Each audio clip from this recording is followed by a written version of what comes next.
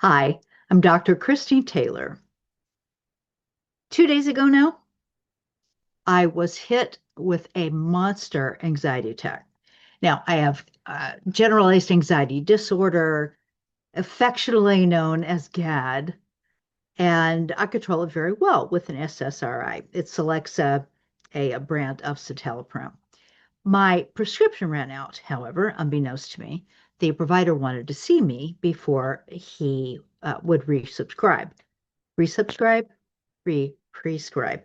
I understood the necessity for that, but what I also understood is that if I had to wait until I could make an appointment with him without taking my Celexa, I was going to go through withdrawal, so not fun. And if it was all out of my system by the time I got the prescription back, then I was going to have to wait 4 to 6 weeks for it to kick in again. I was not happy about this. At the same time, while I sat there, I was kind of doing a lot of moaning and complaining, but I still felt bad in my defense. The Lord showed me a picture, and He showed me a vision of a river running throughout the dark ground. It emitted its own light, and it was made of molten gold.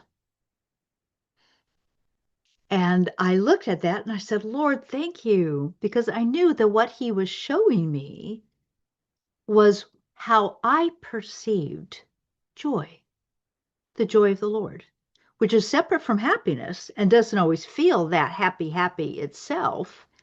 Joy's deeper than happiness. It's knowing that the Lord of love has you no matter what happens. He has you. He will turn things to strength. And I was going to be all right. Did I still feel really bad and kind of mad at the doctor for not for waiting on my prescription? Yeah, I didn't want to go through that.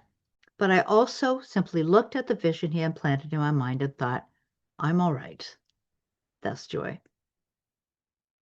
How then do you feel, experience, know you have joy, even through dark times? Joy is not, as I said, a feeling. The Lord can give us a feeling out of His grace if He wants to, but He doesn't have to. Joy in the Lord, the one that Nehemiah is speaking about, simply means that you can trust Him and you know it. That's going to be all right, no matter what happens, no matter what kind of pain that you have in this world. You don't want it, who does? But the Lord will care for you, and that pain is temporary. But sometimes He does give a feeling to go with it, and that's lovely. He gave that to me in my 50s. Now, hopefully, if you're younger than I am, and a lot of people are, because now I'm in my 70s, you don't have to wait quite that long. But the Lord knows what He was doing. So, joy is not a feeling, it's a knowing that God is there for you always and ever. Two, there can arise within you joyful feelings, which personally I'm all for. I love that. Three, I don't know if you picked this up, you probably did, that I was able to return to joy because I saw a vision. Now, you know, for some people, that's like, you saw what? And I'm like, yeah, it's Tuesday.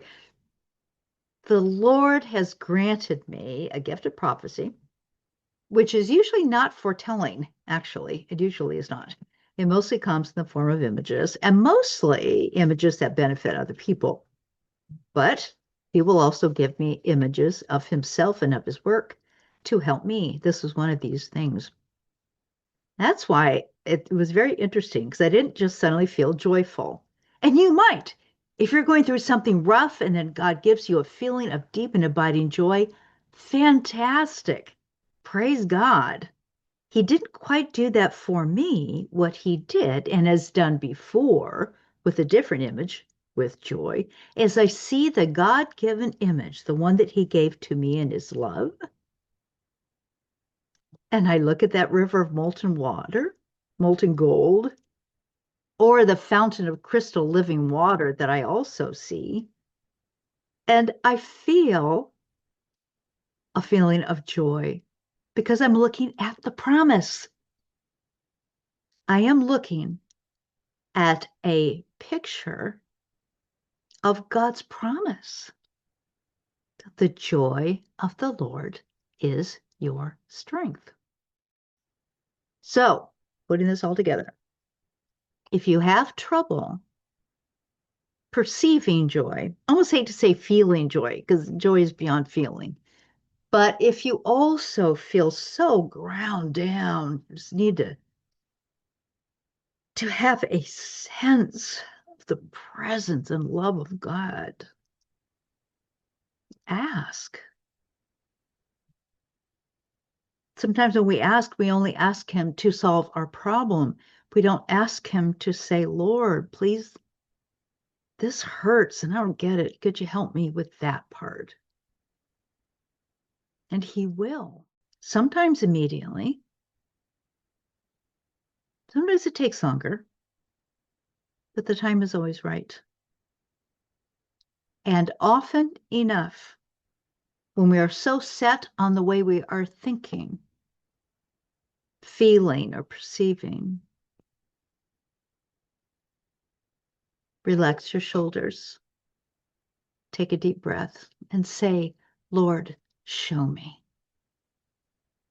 And He may immediately visit you with an image. Or He may say, open up this magazine. However it is that He wants to do it. Or look at this painting on your wall that you've had for 10 years and you forgot it was there. Look. Because God is a very visual God, don't you think? Look at the earth and the solar system and the galaxy and the universe. God likes to make things. And it may be a picture from the Hubble telescope of a distant galaxy, or it may be a river of molten gold, or yours might be watching as Jesus comes alongside, takes your hand and says, I've got you, honey. Come on, let's go.